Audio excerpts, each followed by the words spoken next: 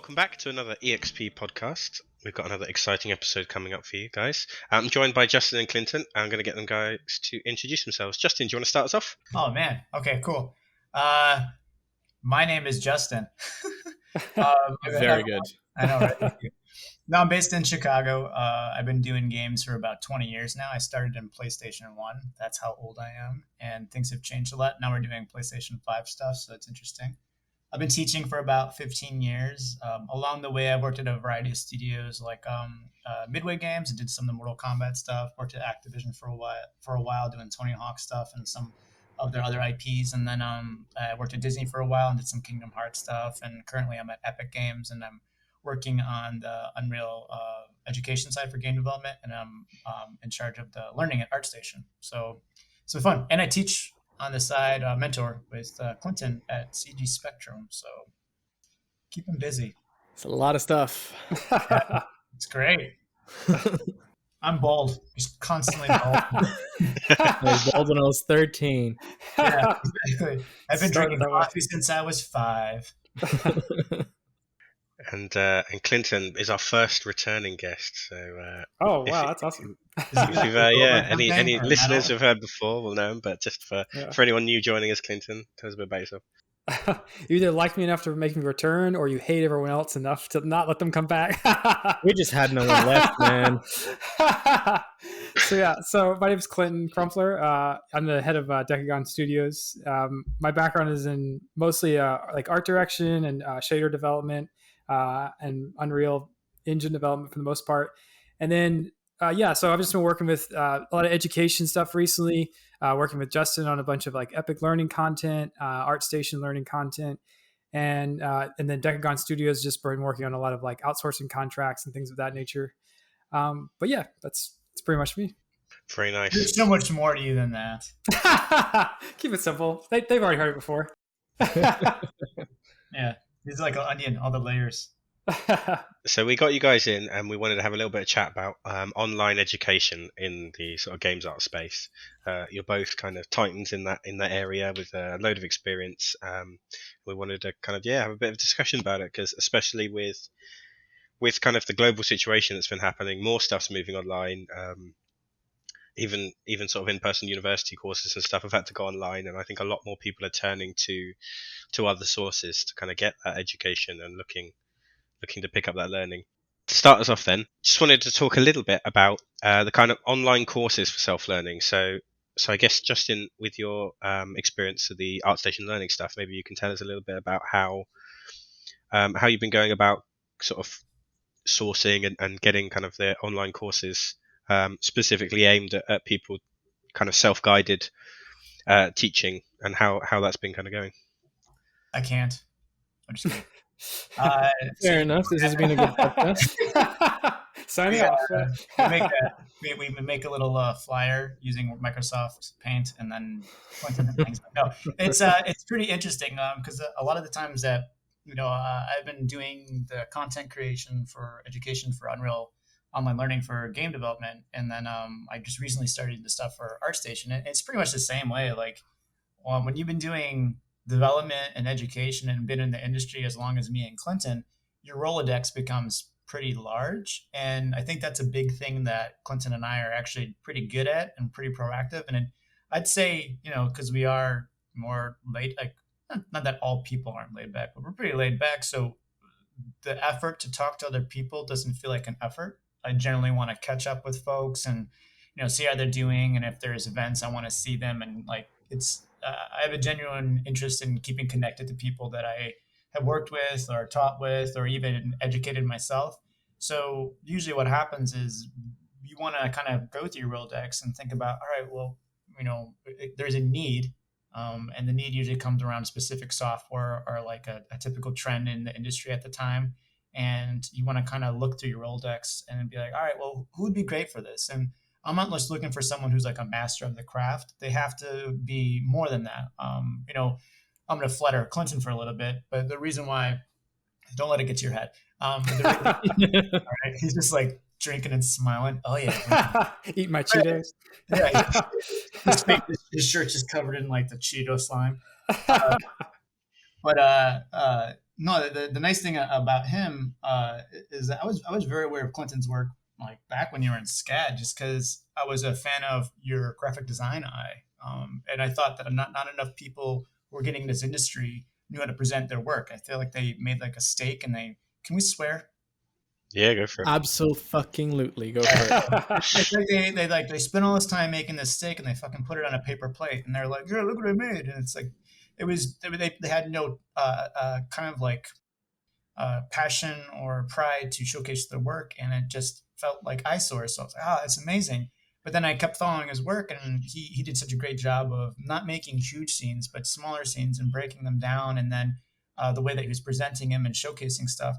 I was like, that's the kind of person I want to work with education-wise, because I've seen some amazing artists, and they've either had attitudes or just no way to communicate, or they're just very sloppy. And I want to be with people who are efficient, have fun, and don't bite off more than they can chew. And when I'm looking for people to create content for either ArtStation or Unreal, I need to make sure that not only are they kind of like they don't need to be the top of their game in their industry, but I want them to be involved and have a good background, and either they're making their own YouTube content or they're working with online schools or teaching in general, because it helps with them being able to pace and educate and not go to record something and talk like the Micro Machines person. I don't know if that ever made it your way, but they're just so fast, or like the monotone, this is what we're doing. You just got to be that balance, and those are the things I'm really looking for. So yeah, when I first find out, it's just jumping in the Rolodex and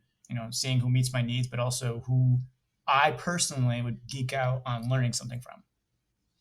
Have you had any like situations where there was someone that you really wanted but couldn't get, or like I don't know, like someone that you just like geeked out over getting, or sent a message and just said, oh, I'm never going to get them, and they came back, or something like that? Oh, I mean, I've had people where I've tried to reach out to them and I just haven't gotten them. I think one of them is a really great artist. I don't know. I know Clinton, you're familiar with him. Pascal Scianti, I think I'm saying his name right. Pascal's great. Yeah. And me and him tried to work together for a long time. It's just unfortunate that every single studio he went to, there was like a non-compete clause that for some reason took in education, which, I get it. So it's just one of those things like, I want to work with him. But then there's also been people that I've reached out to that either never respond or, the one person, it's like, again, Clinton's going to leave here with a giant ego. It's like, same with him. It's like, I know that he's busy. He runs his studio. He's got all these other projects, and like, he makes the time to create content, and it's not just content. He is consistently creating content that our users are like, oh my God, this is amazing. So, I hope your wife's in the background just going, just tears running down my face of joy. Honey, it's the house. We're going to buy I'm validated. You don't need you anymore. You don't need your daughter. That's all I wanted to hear. I do appreciate it. But you touched on a very good point there. Something that I see people run into a lot, with people that really want to educate, people that really want to help out, and can't because their studios have some incredibly strong non-compete clauses. I think that really gets in the way. Like, that really gets in the way, because like, some people just genuinely want to help, and that can happen because the studios just won't allow them to talk about anything or to anyone or about anything at all, right? So it's a real shame. It's interesting though, right? Because like when you think about it, it's like I think in general, for the most part, like when you find studios are so tight-lipped about that stuff, the process in which they don't want to share becomes so like culturally lost when that artist moves on, that then they're like, why can't we find anyone that knows how to use our engine or how to use our tools? It's like, well, because there's no documentation and no artist knows how to use it. So, and you didn't let anyone talk about it. So it's kind of it's hard to, I feel like it comes around to bite them in the end for sure. Yeah. Yeah. I mean, I think that's the one thing that me and Clinton have always been really passionate about, is just it's not that we are like behind closed doors sharing NDA information, but it's also like, if he learns something, or if I learn something, or if any of our friends in our circle learn something, we generally want to share that information. And when we create courses, it's like, I mean, it's nice to get paid for it, but it's like you want to help the industry, because it's one of those things where the industry is still really new. There's not that many people and a lot of the people who are like the more senior level are going to be retiring soon, and there's this huge opening of junior level people who just, in my opinion, aren't prepared. Maybe they are like super tech savvy, but they have no communication, no like design sense, none of that stuff. And I don't know about Clinton, but I want to watch movies and play games when I'm older, and we need to invest in these people so we have something to do. Yeah. Yeah, no, absolutely. And I think the problem with that as well is that the more senior people as well, they don't want to move to other studios for a lot of reasons, and one of them usually is because the information is so scarce on the kind of like work that they do with the engines and things and tools that they use, that it can be a bit scary. So for a lot of people, I think just having that extra bit of information that someone shared at a GDC or at a random article somewhere about how this studio does their work with splines, whatever, I don't know, it can just be a little bit more encouraging, right, to just apply. So Definitely, even if it's in theory too. Like oftentimes it's like it doesn't have to be like a verbatim, here's the tech code as to how we solved the spline solution. It's like, here's how we thought about it and here's how it was solved in like a more of a theory base. And it's like that in itself encourages other people to go out and learn and discover for themselves how to do something like that as well.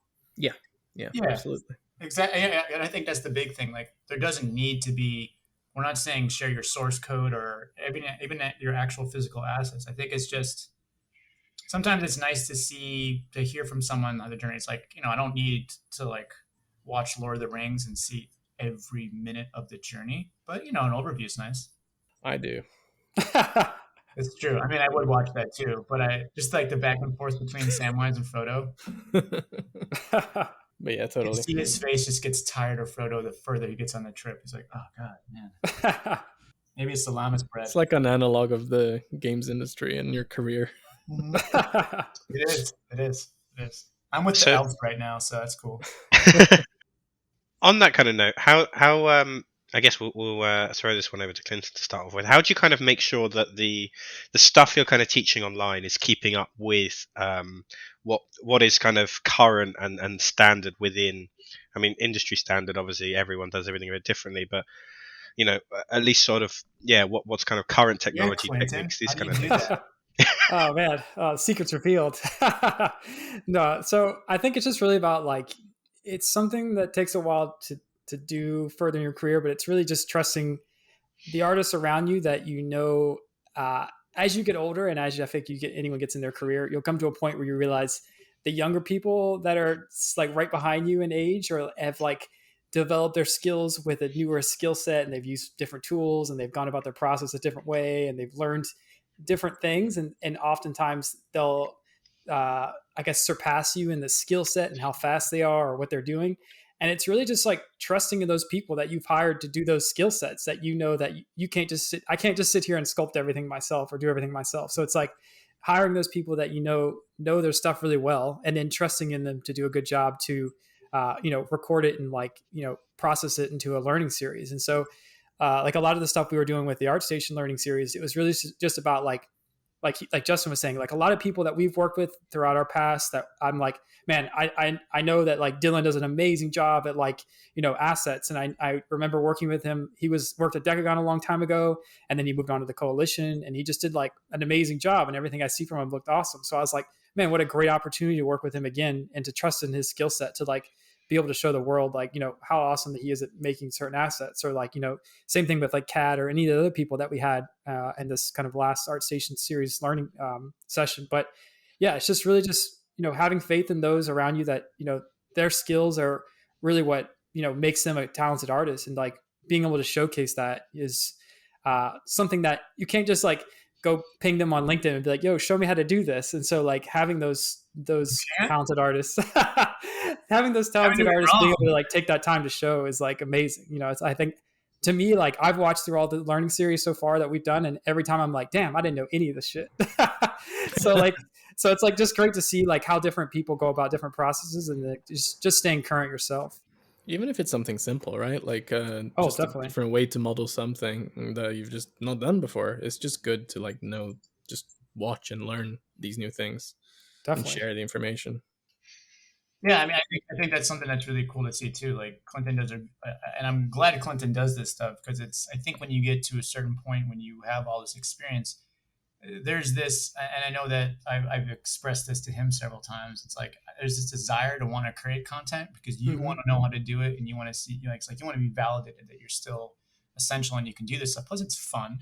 But then at a certain point, life takes over and you have all these other projects and you have to feel comfortable delegating and recognizing the strengths that other people have to contribute to that. Because if you don't, then, and even for me, it's like when I'm producing content for ArtStation or for Unreal, my method of like helping is I'm not hands on. I mean, I'm hands on to the standpoint of like a help when needed, but I don't want to micromanage because I'm choosing people based on their reputation, their skill sets, and like who they are. So it makes no sense for me to be like checking them all the time because it's going to mess up the creative process. It's going to be annoying to them, and it's not efficient. It's not working smart. It's me trying to validate my job and working hard because I can be like, oh yeah, I've been. But at a certain point, you have to let them do more content, and then that's where you can kind of allocate time to be researching what other trends are in place or different methods or educating yourself so you are more efficient at helping the content get pushed away, which is, I've never really, the last 3 years I've been producing, but before that I was always creating content. So I think that has really helped on top of being a teacher as well. And I think that's what really helps with Clinton because he's done both. And essentially like he's doing the same stuff that I'm doing in a lot of ways is like, we understand what has to be done. So it makes it easier to communicate with the teams to make that stuff happen. Absolutely. It doesn't sound that unlike a lead artist, really, right? Yeah. I mean, that's very similar. Exactly. And me and him have both been leads at various studios. And then like, I think, people have this idea of what a lead artist or art director or directors are. And it's like, it doesn't mean you're necessarily like the top dog art wise. It's, I became a lead artist because I was at Activision and no one was like speaking up. And I was like, all right, let's do it. And it becomes this person who can communicate with other teams and check in with people and just make sure everyone's happy. So I feel like me having that time teaching before I got into my lead position allowed me to really be a good lead because you're kind of like a cheerleader in a way where you're like, hey, you're doing great, or you need help, come here, help us. And like, you want to lead by example as well. But I feel like a good lead is just there to kind of clear the path, just like a good producer and a good director. Yeah. Me and my friend Chan talk about this a lot. It's like you get into a point in your career where it's no longer as important to propel yourself forward as it is you realize the overall success you and your studio and you or your team will be by you propelling your team forward and their skill sets and their understanding. And so the more you acknowledge that as you kind of come into that leadership role, the more successful the project is. Because if you only focus on yourself, you'll find that the project will fail because people didn't have the support they needed along the way. Yeah, exactly. And if you empower someone if you make someone feel like they're proud of what they're doing, they're going to want to share that content to their network, to their friends. Mm-hmm. They're going to have ideas of like, and Clinton's been essential for like, hey, I'm like, hey, I need more people to do these things. Oh, hey, work with this person because he had a good time working with me and vice versa. So it makes it so it's easy to find more people to create content with, and they're going to share it, and it gets a better reputation, and it just helps everyone. It's always who you know, isn't it? Yeah, with everything. It's just makes such a difference if you can leave a good impression on someone. Have a much easier time with finding new jobs. Getting connections, I think it just opens a lot of doors, doesn't it, for everything if you leave a good impression with people. Throwing over to back to Justin. With I want to talk a little bit about ArtStation Learning specifically because I think it's really kind of blown up since it kind of went all free, opened up to a much wider number of people than just sort of the ArtStation paid users. It's really taken off. I think it's filled an area that typically has been very dominated by YouTube tutorials. Mm-hmm. And there are some great people making content on YouTube, and there are some people making content on YouTube, and it's I like it so people. It can be a bit difficult, especially for someone who's maybe coming in fresh, just wants to know what they're doing. If they're going through YouTube, it's easy to pick up some interesting techniques and ideas that perhaps are either about 20 years out of date or just kind of really off base. How do you kind of go about with ArtStation Learning, making sure that you're kind of curating the content that you have to cover enough bases, but also to be relevant and diverse, and kind of fulfill that need for people who are, they might not even know what they're doing, right? They're coming onto ArtStation Learning. They know they want to do stuff for games. What's the sort of process of making sure you've got content for those people? I mean, I think, again, I'm fairly new to them, but I can kind of speak to what I'm going to be doing, what I want to do, and what I've been doing at Unreal stuff. And I think the goal, again, is just to high level, internally as a team, look at the high level things we want to cover, whether it's software related or it's a role within a studio and which industry we're really focusing on. And then, within that, kind of make plans on who do you want to actually deal with. Like, with the Dekogon content, they did a great job producing their content, and do we want to make more with them? Of course we want to make more with them. And then do we want to do software stuff? So we can't.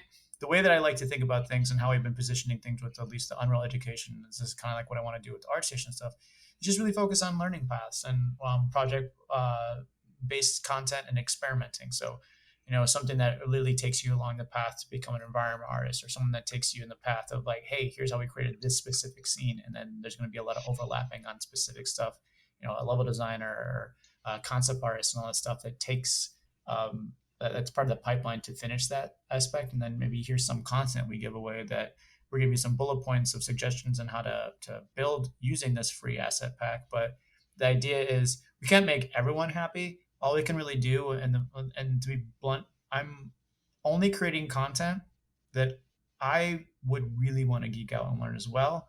And it's not just what I want, and like I'm not trying to be selfish that way, but I think there's a little bit of an advantage that comes from teaching for 15 years at a variety of schools and working 20 years at a variety of studios. And I've been working with the rookies for the last 10 years too. Is I've been able to meet with hundreds and thousands of students and work with hundreds of thousands of people at different studios, and you get a strong understanding. And the one thing that I will say, like I mentioned earlier, is like I started in PlayStation 1. The main pipeline hasn't changed. There's some additions to it. If you think of it like a highway going from A to B, yeah, we have some more on ramps and off ramps. We have some extra lanes, but shit's still the same. So we're trying to really hammer in those core things that won't change, and then have like these sprinkle in these other like one-off things that here's a really cool tool. Maybe that tool's only going to be valid for like a year or so, but then we have to update it. So for me, I'm trying to look at stuff that yes, I want to learn, and then when I'm not 100% aware of certain things, that's where I kind of have my advisor type people that I kind of go to, and Clinton's a main one of those, and people that I know that are more programmers, more technical sounded.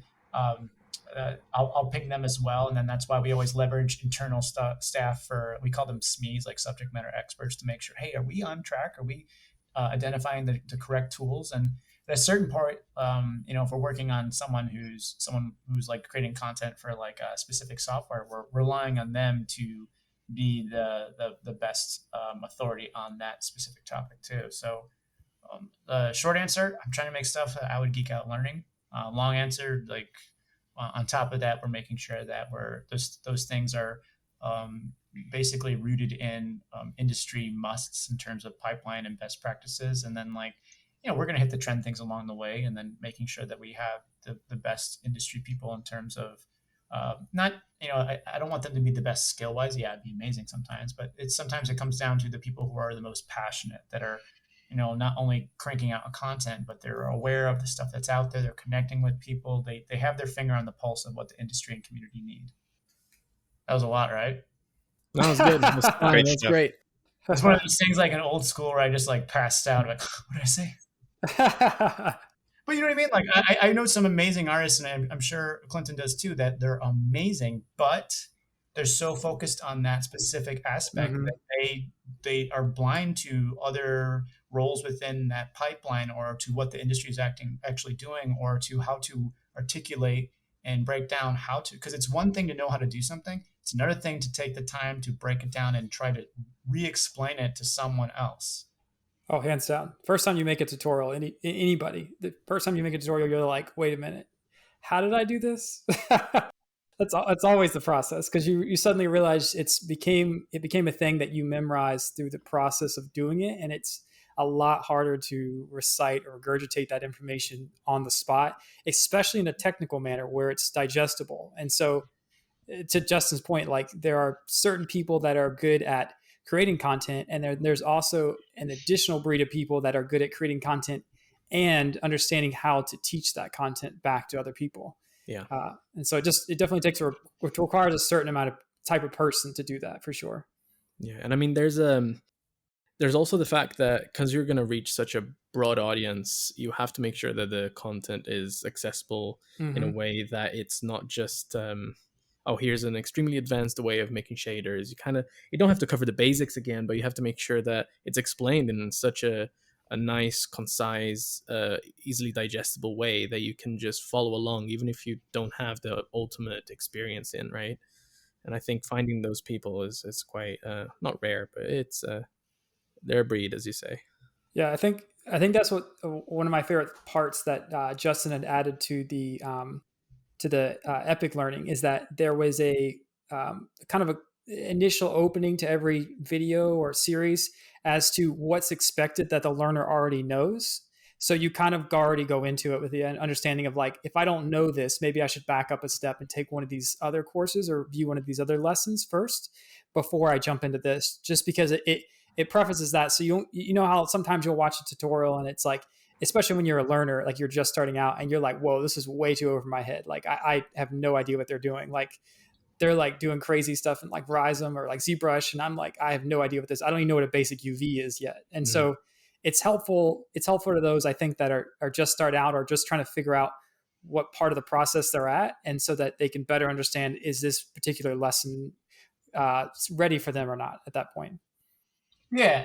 I think that stuff becomes like, good education, in my opinion, it is like a game. There has to be some sort of gamification. A learning path is just nothing but telling you where to go next, and that's fine. It's like the identifying of what to do, where to go.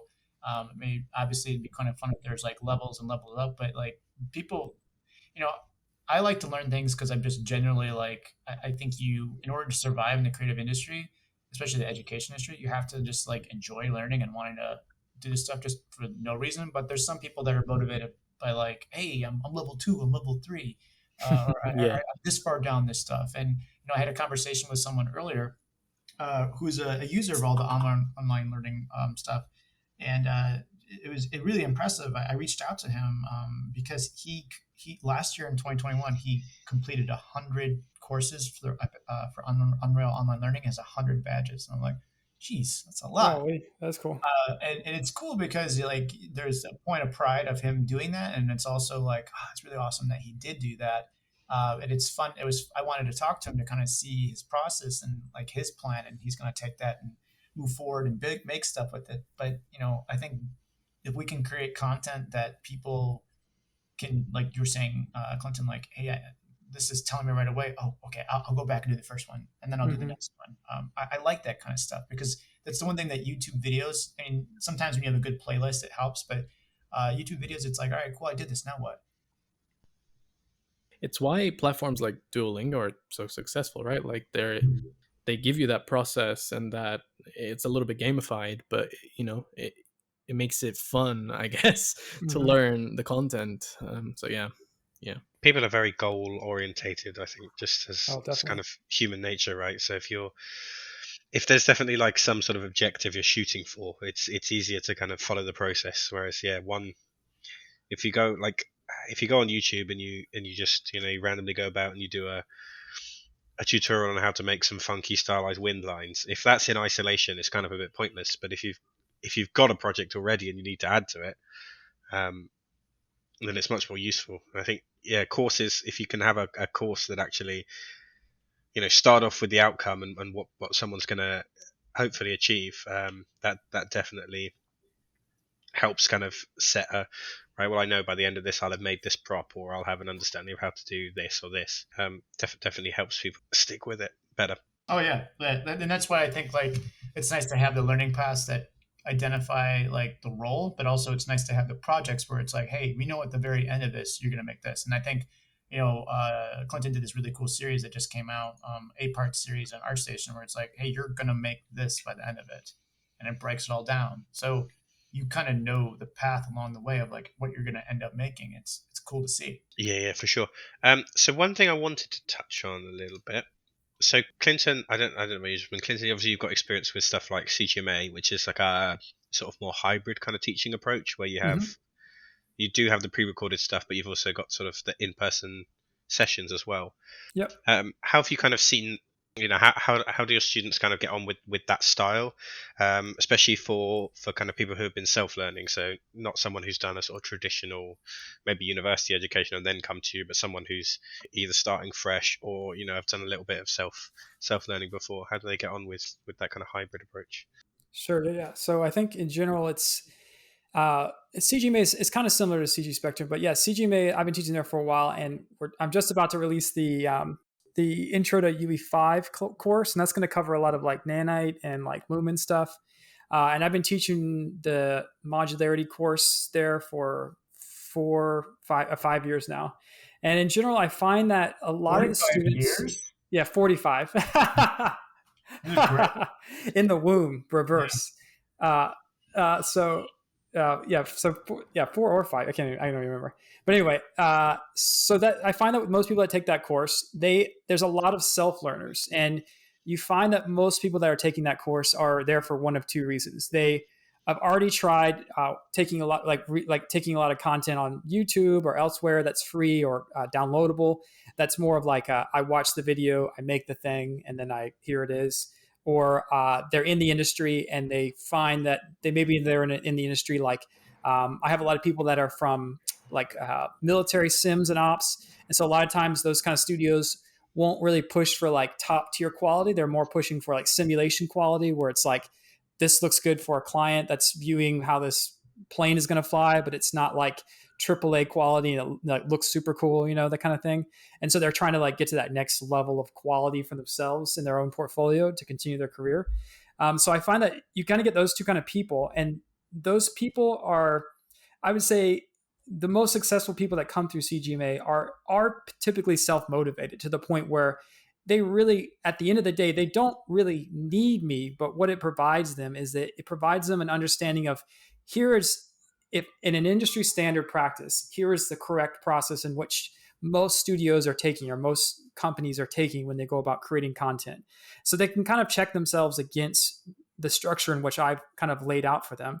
And then at the same time, I'm also providing them kind of step-by-step guidance as to like visual quality in which they're achieving. So not only do they kind of understand really the technical guidelines in which they should be providing each step along the way, but also like, is this to a visual quality in which we would deem like AAA quality or whatnot? And so I find having those kind of two reassurances for those 10-week and 6 weeks class, respectively, really helps people to kind of take that next step. So even people that have already gone to school or whatnot, or like, done those online things, it's like they will truly then understand like what the process is when you actually get into the studio, compared to being like, well, I made this and I baked this and I did this, but like, how does that actually change, or what does that actually mean when I actually get into a studio as to like what that process will be? And that's sort of like what we've also been hitting on when it came to the ArtStation learning stuff. It's just trying to continue to reinforce the idea of like really truly understanding like how that process is in a studio setting, comparatively to just being like, I'm in a bubble and I learn how to make a neural map. Like, what does that mean now? Like, where do I go next? And it's like you said about like the one video. It's like in itself is kind of pointless unless you understand the condition in which it's applied to all things surrounding it or relative to it. Yeah. I mean, yeah. Yeah. And I think that's also what like we do as mentors as well. It's like a lot of times we'll deal with people who necessarily probably don't even need us. Like they could figure out their stuff. And I think that's always the argument of like, what's keeping me from just doing something on like just using ArtStation learning or using like YouTube learning or any of that stuff. And, there's nothing. Like someone can do that. And it depends on you as a person. Like someone could literally run through that stuff and do amazing and not need to go to school. Some people need to do a combination of both. and some people just need to be in school and have someone tell them what to do. It really depends on the person. I don't think there's just one or the other. I think it's always a combination. Yeah, I mean, so often people go like, "Oh yeah, you're wasting your time at uni. You should have done this." And I mean, we've covered this in past podcasts, but like, for me, and me specifically, uni was great because it provided me with a specific kind of environment that I was looking for.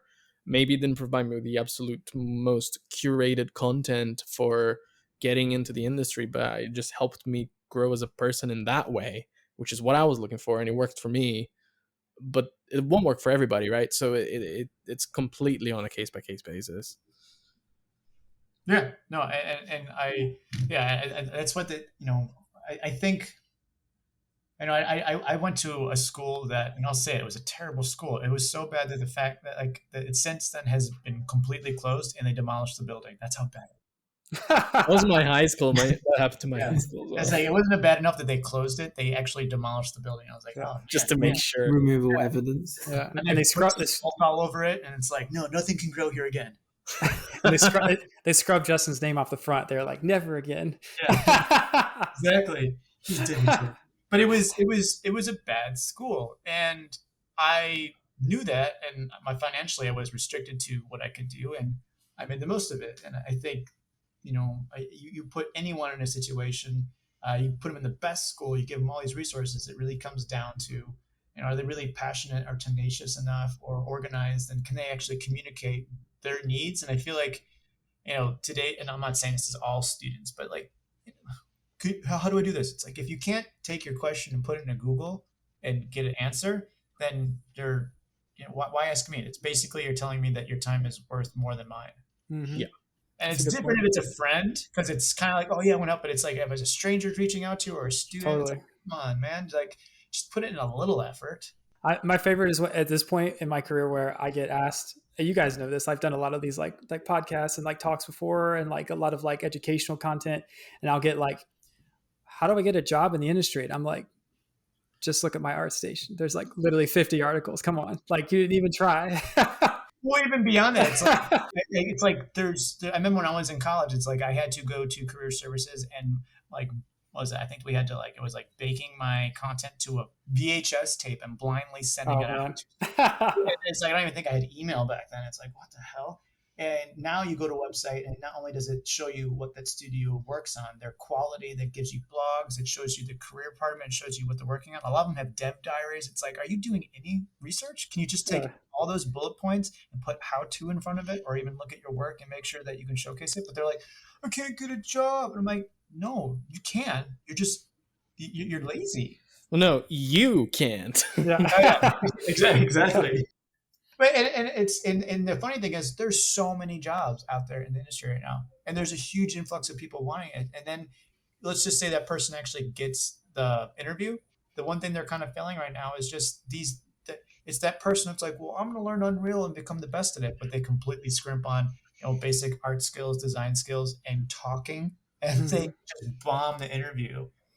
Yeah, man, that's one of the biggest things as well. I've interviewed a lot of people, and they come out with these really, I don't even want to say really great pieces, but they're just art pieces that are of decent quality, or there's a lot of time put into it, so it's polished.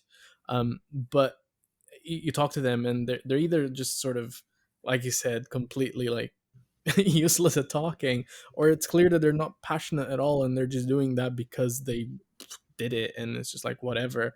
And it shows that they lack the sort of fundamental skills of how to be an artist. And I mean, there's a whole thing about the production artist versus the artist, right? The production artist will just do whatever it's given to them, and the artist is usually the person that's going to push the composition of this city or whatever. But like, there's space for both, but I find that you kind of need those fundamental skills at least to a certain level, even as a production artist. And I think a lot of people lack that because they don't really know why they want to even work in the industry. They're just like, I just want to. That's actually a good point. And I think that's okay. So I have thoughts on this. I think in the last last like 18, 15 years with because when I was in college, there was no such thing as game development. When I was going to college, I was just learning I think it was like media arts and animation. Game dev schools came out in like the last 10, 15 years. And you see these people who know they need to go to school, and maybe their parents are going to pay for it, and they're like, they don't want to go to traditional school. They're like, well, I like playing games, I like watching movies. I'm like, those are very passive skill sets. Like, I like to cook, but I'm not going to go to culinary school and open a restaurant. And you get these people that come in and they think that their ideas are creativity. Like, I have got all these ideas. I'm like, everyone in a studio, even like the HR people, have amazing ideas, but they're not saying that because, you know, we're hired for skills. And then eventually you can inject your creativity into your job once you earn the trust and like you show that you can do what you're going to do.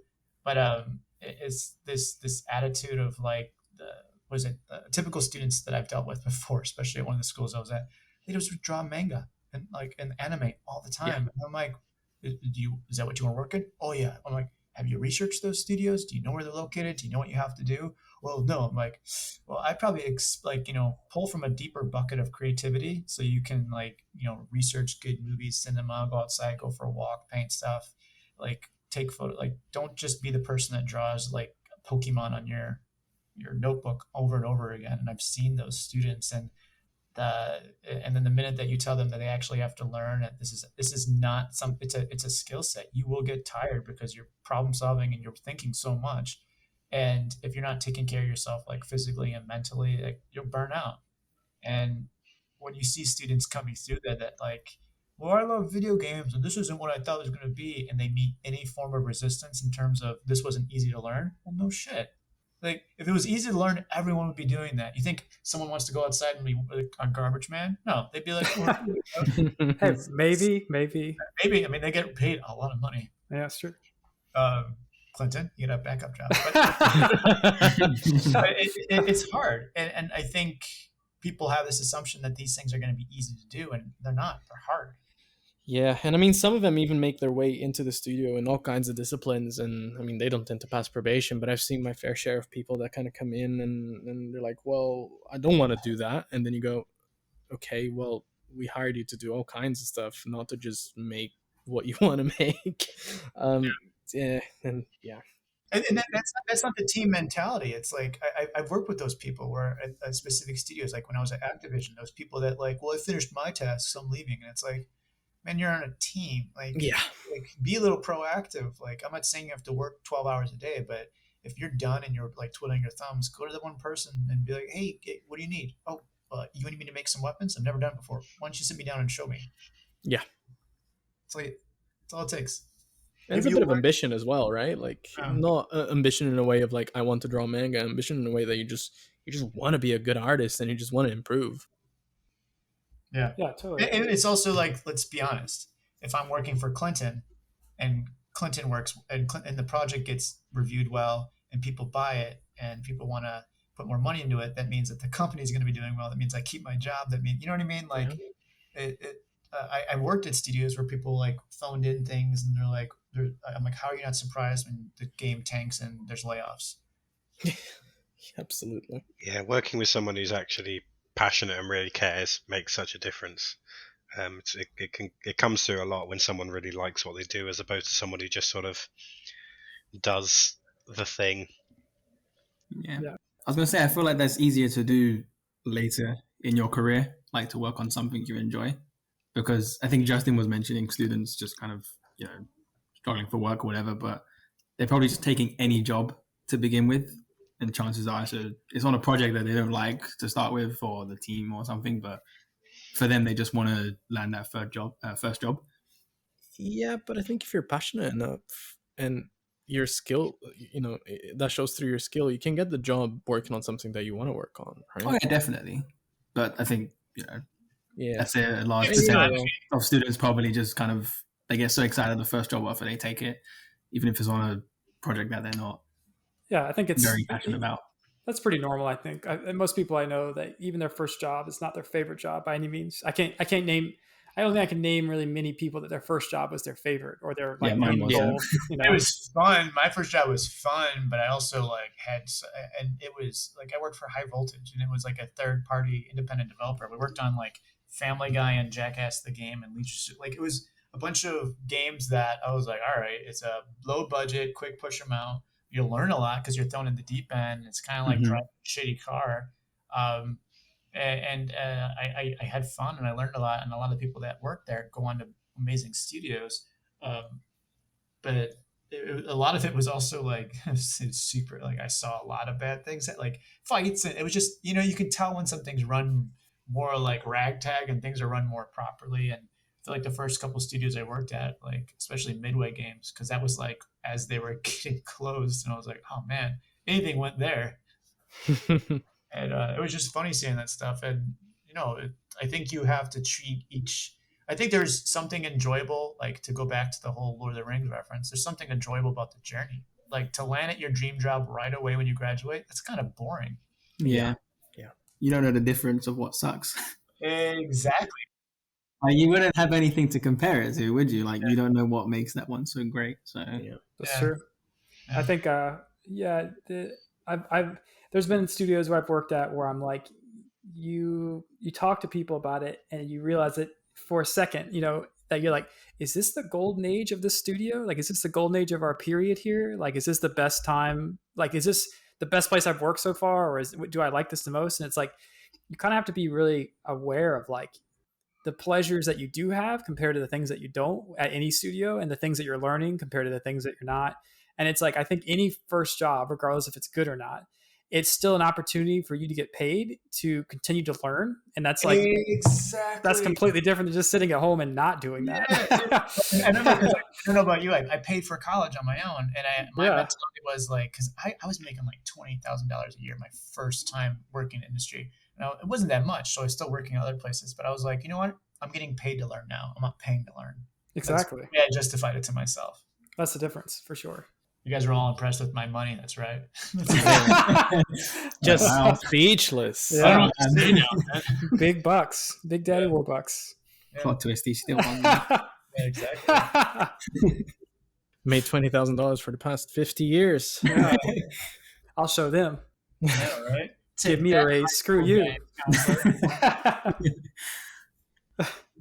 Inflation can't hurt you if you close your eyes. I don't like handouts. Yeah. I love them. I think that's a pretty good time to jump to some Patreon questions, unless anyone has anything they're dying to get out beforehand. That sounds good. Okay, so first one from Cairo. So I think we've touched a little bit on it, but he's asked about how for ArtStation Learning you go about selecting who provides the courses, and what are the criteria that depends on. So I guess you can kind of cover. I mean, you talked about some of the Epic Learning stuff as well, so I guess it kind of bleeds into that. I think you mentioned it a little bit, Justin, but it'd be good to kind of go into maybe what. I think it become, you know, when I'm looking for stuff, I want to see someone that has someone who's truly kind of like mastered their specific niche inside of the development world. If you're like, hey, I'm gonna be really, really good at Megascan trees and like Quixel, like whatever it might be, like just show me that you aren't like, I can do everything. No, show me what you're really, really good at and what you would really want to showcase teaching. Because if you look at ArtStation Learning, you know, we have a lot of amazing content already up there, and ArtStation just in general has amazing content. So how do you stick out in that?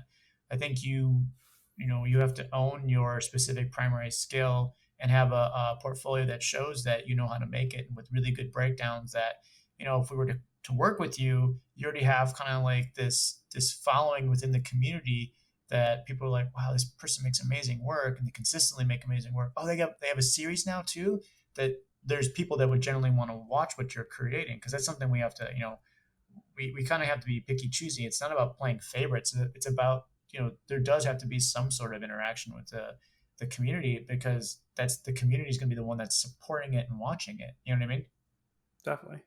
Yeah, I actually had an artist ask me about this. They're like, well, like why does ArtStation Learning not permit anyone from just like posting on ArtStation Learning? And I'm like, well, technically you can, because you can post to your own profile, to your store, to like sell a learning series or a learning video, but that's at your discretion. I think what's good about ArtStation Learning, and about like to this question's point, is that these kind of people are like authorities to the point where if you learn something from them, it's safe to assume that's either industry standard or within the industry accepted realm of process. And, you know, if Jim Bob Jones is doing his like ArtStation learning series, and he's a hobbyist, Yeah. and suddenly he like posts an ArtStation learning video because anyone can post it. Then it's like, you go learn that and then you go recite that at your job. That might not be the right way at all to go about doing something, and you may be tons of errors and full of issues. But it's like, I think what's really important is that these people that are coming into ArtStation learning are kind of signified, authority figures in that particular skill set. Like you were saying, it's like they actually have some kind of like, strength behind the punch as to like what they're showing, and can be assumed that it is industry standard. Yeah, and that is a huge thing, and I want, again, it's not that people play favorites, or like no one's like reaching out and like oh god, yeah, here, slip us, like it's just like it's community, it is a community, and like any community, like if I was to open up like a coffee shop in my neighborhood and then like put out a series of like, hey, how to make my coffee, no one's gonna buy it. I have to like become part of that community and give people a reason to like come by and be like, oh, that guy does amazing stuff. And again, that's why I think Dekogon does such great work, because you have been so ingrained into the community and like creating content and sharing content, and it made it easy and a no-brainer to do something like that.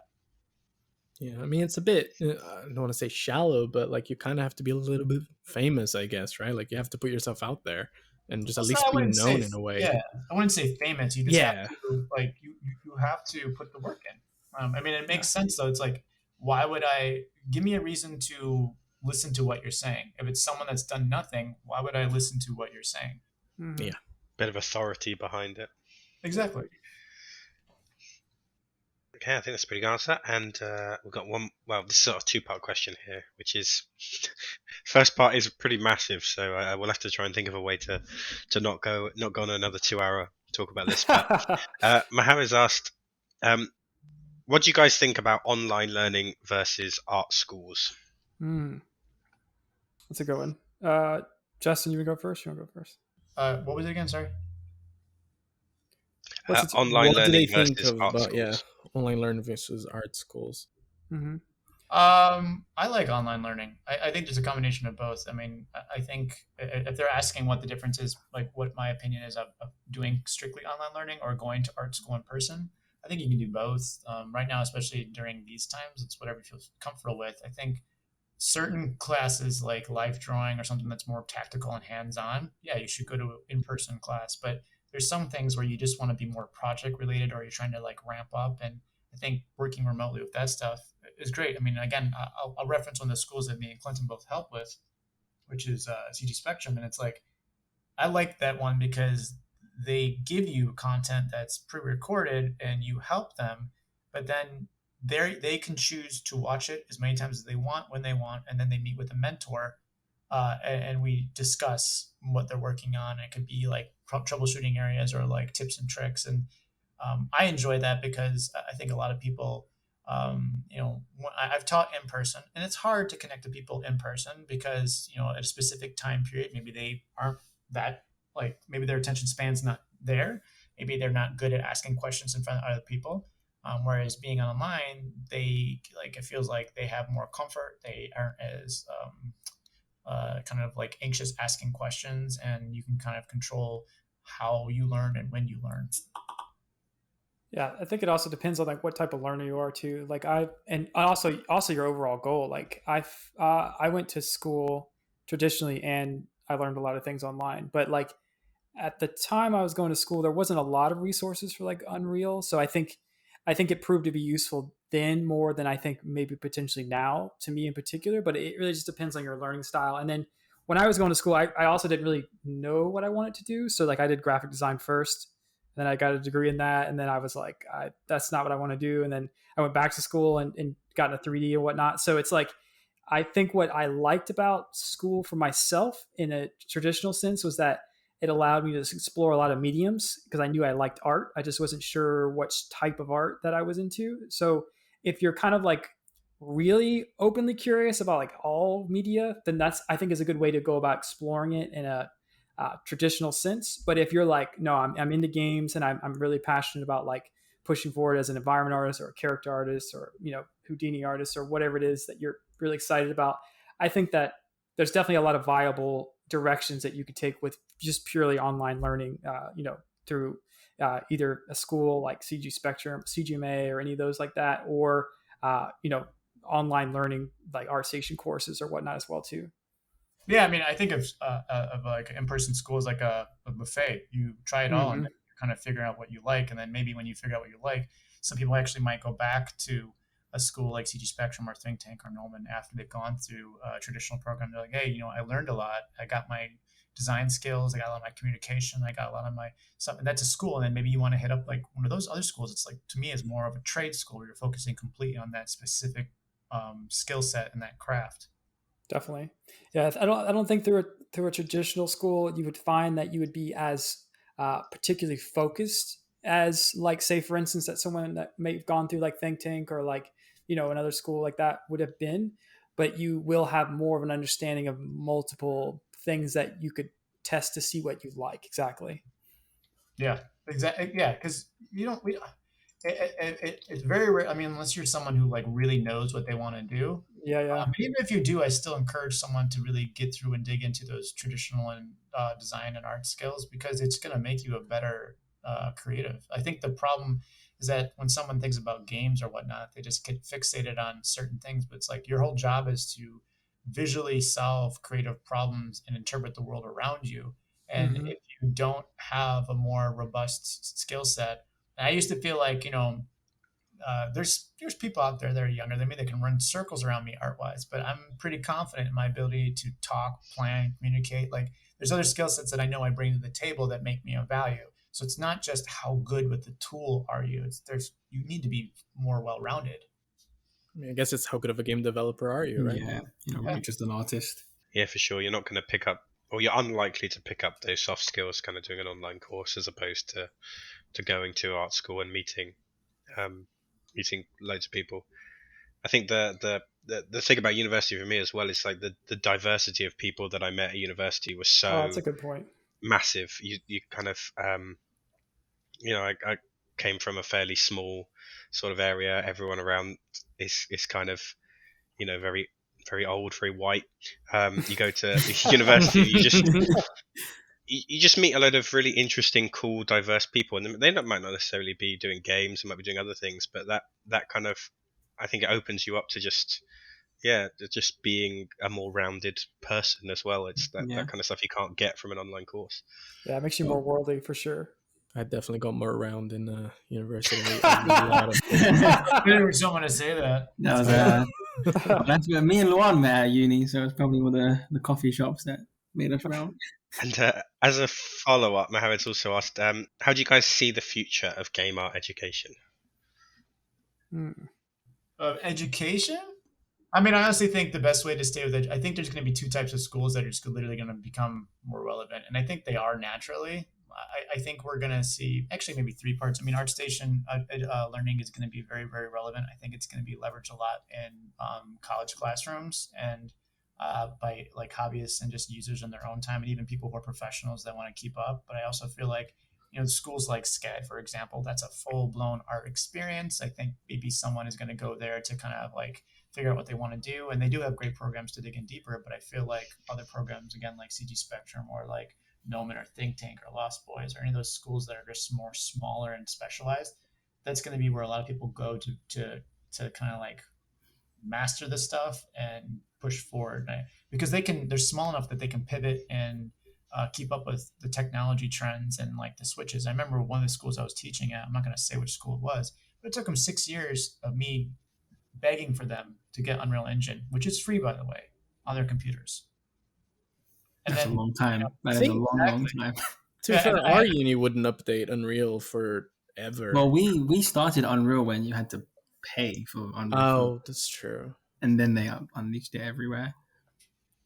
Well, it's also one of those things that like Unreal, if you're looking at some of these bigger schools, the game development or virtual production or visual effects is just a fraction of their departments. And maybe they're like, oh, hey, our fashion department or hey, our creative is like more profitable, so we're not going to even pay attention. So it's like, that makes sense, actually. I mean. And then they have such a bloated admin that like it has to go through all these approval processes. Whereas a smaller school, it's like it's a smaller admin. They can pivot, they understand, they can change. Like, Kind of a follow up on the question, but like, do you guys think in the future online schools could have like degrees like CGMA, for example, or think tank? Oh, definitely. I mean, a lot of them already have certification, but I also don't think. I think we're also coming into a world where a degree, the word degree, is not as honestly just not as important as it used to be. Yeah, of course. Let me rephrase that, I guess, because I imagine there's like probably a lot of students out there that default to uni because it's kind of the norm. Like they want that piece of paper for visa and stuff, and they kind of don't think mentorships provide that, or CGMA and other places. Because I don't know which ones do, or if they do. Yeah, I mean, I know CGMA does. I know CG Spectrum does, and I know a lot of like these online schools definitely provide some form of certification or whatnot. But really, when it breaks down to it, I mean, Justin, you can say how you've experienced this, but I've never like looked at someone's like portfolio and been like, yeah, it's a really good portfolio, but what's your certification in Maya? It's like I've never asked that.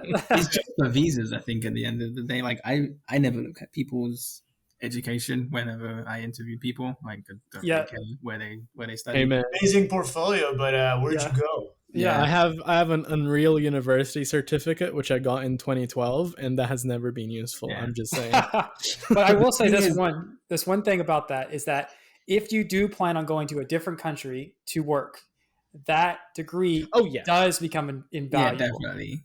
It's just that I know there's probably students like thinking the complete opposite, where they're like, oh my God, the degree is the most important thing, not the portfolio, or like where they've studied. So art is one of the few, I think, borderline things that just honestly, it boils down to like 90% art, 10% degree. And then the only people that actually care about the degree are all the people in the world not making art or caring about art. So like, government stuff or like, visa stuff, like that's going to be ultra important. And like, it's unfortunate, but like most times to get into a different country to work, you're going to need some kind of higher learning degree or to show that. Or if you want to teach at a university, like a full university, you typically need some kind of full degree. Yeah, and there's varying levels too. Like, I think to work in the US, if you have a bachelor's degree here, you gotta have 5 years of experience or 7 or something like that. And if you have a master's degree, it's like 3 or something like that.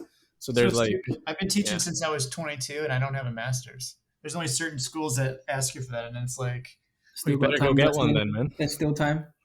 Yeah. Right. Well, and that's the thing. Like, I remember I was like, all right, I'll get this like 2018. I'm like, all right, I'll get a master's. And I just sat in the first semester, and then they're like, well, do you want to teach? And I'm like, you just told me I can't because I need a master's. Well, you already know everything. I'm like, well, see the problem here? Yep. Yeah. I got a master's, but I also got a shit ton of debt. Yep.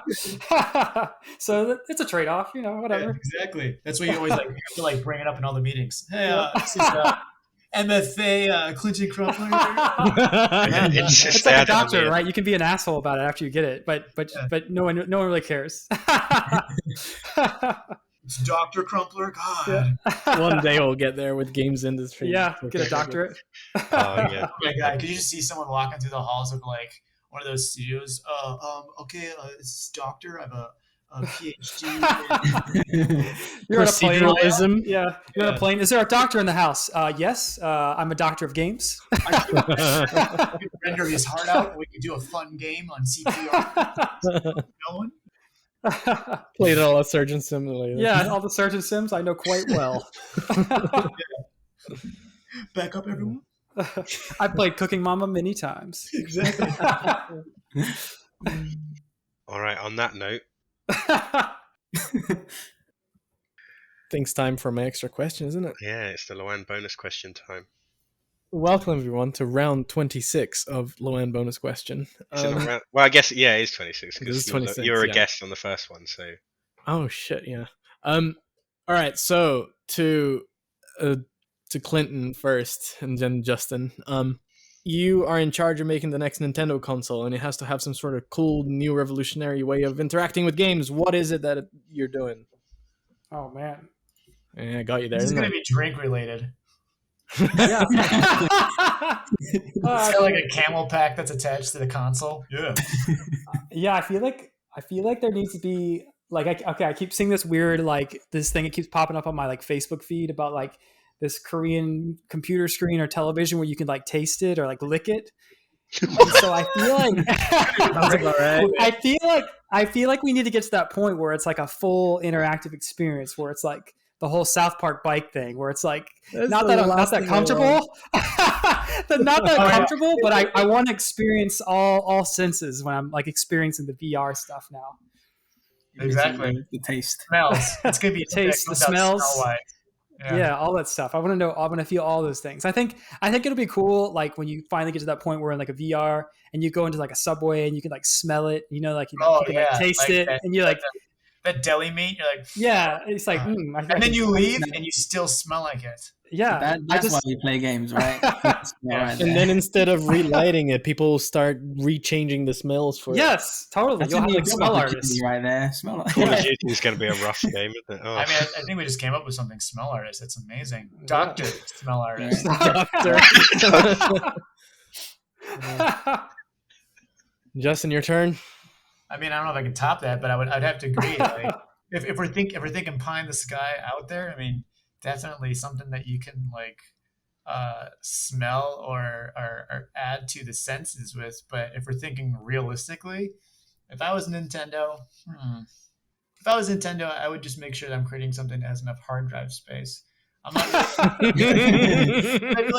feel like what they're gonna do is they're gonna just have two types of games: the bright, colorful ones that are easy to play, but they're gonna all right, we're gonna make Zelda 20 times bigger, so you can just literally live in the woods. And it's but I would want them to just fully integrate inside of it without even doing some weird download. You should be you know what, just put all the Nintendo 64, all the Super Nintendo, all the Nintendo games just in it. Don't make me download it. I think everyone wants that. Yeah, it's just part of it from now on, because you can fit it on a fraction of it, so just do it. Include GameCube stuff in there too. Jeez, come on. Literally the whole Nintendo library. Yeah, you can do the whole protective library. over their IPs. Yeah. And I feel like they need to make their the one. I have a Switch. I like it, but I wish they didn't try to be so clever with their controllers. Just keep it simple. Yep. Yeah, I agree. Just add more screens, right? They added 2. Yeah, 12 more screens. The third screen. Yeah. Make it 360. I want instead of a DS. Again, I'm old. I grew up with the original Nintendo, so I'm I just want to keep it nice and simple. Simple's best, in my opinion. Mm-hmm. Every single time they do a version of Nintendo, it's oh man, there's all these different. No, I'm good. I want to plug it in, just be able to play it, and not have all these weird configurations for the controllers. And see, what you don't realize is actually the Nintendo testing lab is in Area 51, and they have a ton of aliens. That's why the N64 had 3 holder bits. Yeah, they just had 3 arms. Oh yeah, I'm hoping that whatever happens is that they put it out soon, so people can shift their focus to that, and I can actually get a fucking PlayStation 5. Struggles really. They don't exist. They're not real, dude. And you always find out I have a friend that casually messaged me 2 weeks ago. He's oh man, I got a PlayStation 5. One of my friends got it. He just brought it over because he didn't want to play it. And I'm you've never played games. Just give it to me. I don't know, man. I'm gonna try it out. I'm God damn it. I've been trying to get one for 2 years.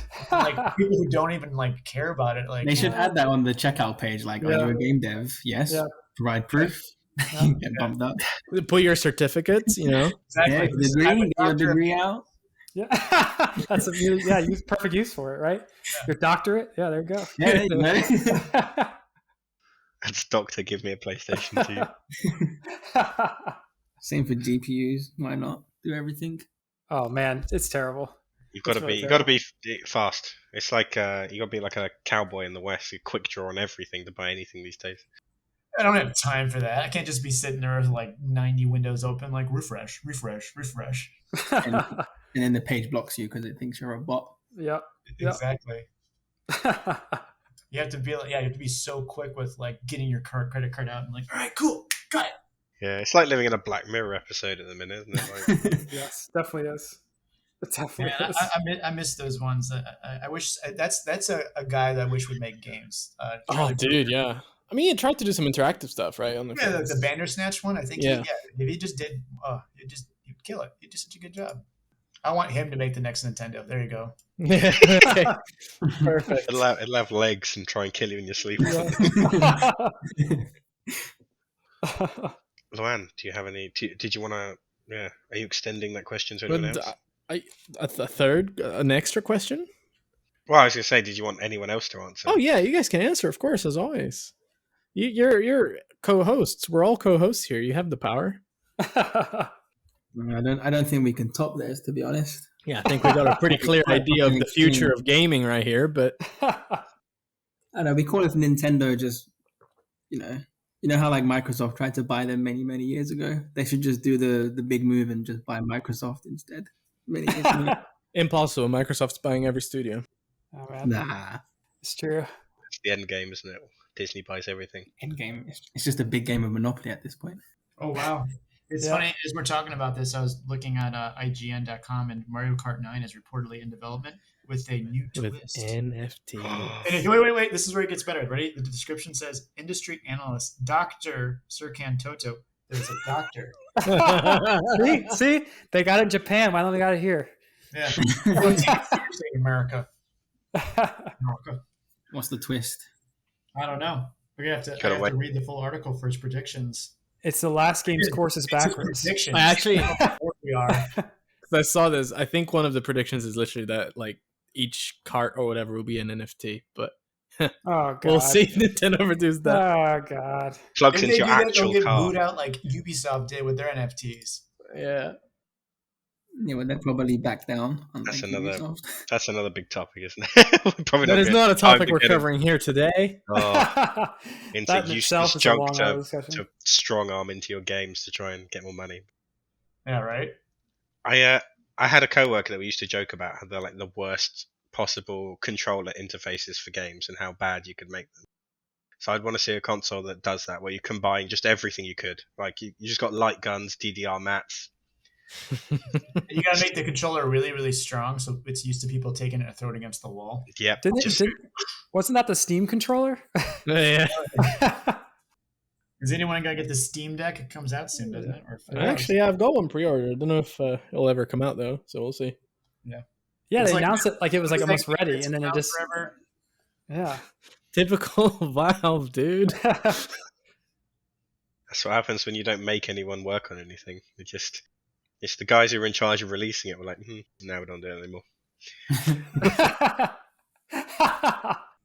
Well, on that note, Yeah, I think- gentlemen, Yeah, that just about concludes our time. So, thank you very much, Justin and Clinton, for being a guest. It was an absolute pleasure. Yeah, same. Yeah. And thank you to Kem and Luan for being here to help support Indeed. this podcasting adventure. Thank you, everyone at home, for listening in. Hope you enjoyed this one. If you want to get a little bit more EXP fix, head over to the website and read some articles or come join the discussions on the Discord. But until next time, everyone, take care and happy 2022. Cheer up, Luan. 2022, dude. Isn't it like 2016? Still 2019. 2020 part 2. Yeah, Nice. I don't like it. on Luan's sad note. Redux. Bye, everyone. Bye.